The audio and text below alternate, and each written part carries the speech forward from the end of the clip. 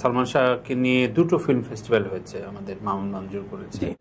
পাশাপাশি তার জন্মবার্ষিকী আয়োজন করা বা তার ছবিগুলো নিয়ে বিভিন্ন ভাবে প্রদর্শন করার যে জায়গাটা, এইটা স্ত্রীরাই করে।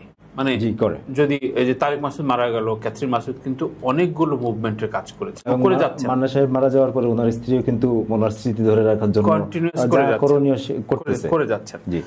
সো ওই জায়গাগুলো কি কখনো সামিরা ইনভলভ হয়েছে কখনো? না না না, ওনারে ধরেন আমিও কয়েকবার বলছিলাম যে আপনি আসলে সালমান শাহর জন্য কি করছেন, আপনি স্ত্রী হিসেবে তো আপনার অনেক কিছু করণীয় ছিল। যেমন এখন সিনেপ্লেক্সের যুগ, সালমান শাহ সেই সময় 90 দশকে যে সিনেমাগুলো করছে এখনো অনেকে দেখতে চায়, বড় পর্দায় দেখতে চায়। যেমন এই ফিল্ম আর্কাইভের সামনে একটা প্রদর্শনী আছে কিয়ামত থেকে কিয়ামতের, ওনাদের নিজেদের সাপ্তাহিক প্রদর্শনী। এরকম মাঝে মধ্যে বিভিন্ন জায়গায় প্রদর্শনী হয় বা পুরোনো হলগুলিতে ওনার সিনেমা আবারও রিলিজ দেওয়া হয়। তো এটা একটা ভালো দিক। এখন এই সিনেমা যদি ধরেন সিনেপ্লেক্সে প্রদর্শন করা হয়, সিনেপ্লেক্সে চালানোর উপযোগী করা হয়, অবশ্যই দর্শক আসবে, দেখবে। এবং বিভিন্ন জায়গায় যে প্রদর্শনী হয় সেখানে কিন্তু ভালো দর্শক হয়, এত পুরনো সিনেমা তারপরে দর্শক আসে দেখার জন্য।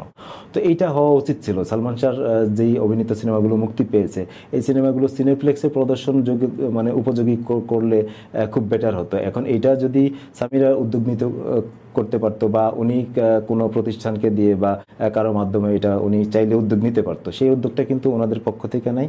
আর পরিবারের বিষয়টা, পরিবার আসলে এই বিষয়গুলো এখন ওইভাবেই ইয়ে করে না, তারা তাদের সন্তান হারাইছে সেটার বিচার পায় নাই, মানে এসব নিয়ে তারা আসলে শোকাহত বা ওর ভিতরেই আছে।